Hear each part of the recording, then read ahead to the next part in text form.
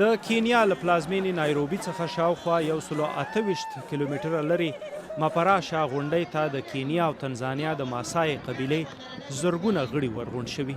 ځوانانو په سرونو سور رنګ وهلی، ارغواني او بانجاني څادرونه پر ځان غوړولي او د غونډې ځای ته روان دي.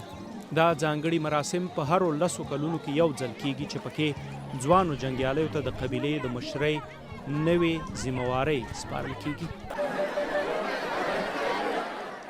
دا لویه غونډه باید په پسرلي کې شوې وای، خو په مارچ کې د کرونا وایرس وبا له وجې وځنډېده او د سپټمبر پر 23 وشوه. Mimi ninafurahia sana kwa vile age yangu imefika kiwango ya kuweza kufanya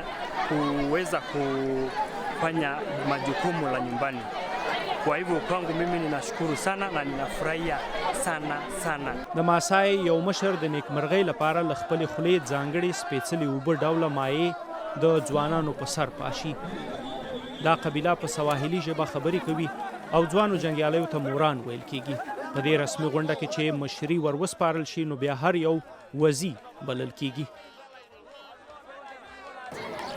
The ceremony is very much important to me and my community because now my boys are graduating from stage 1 of being Waran.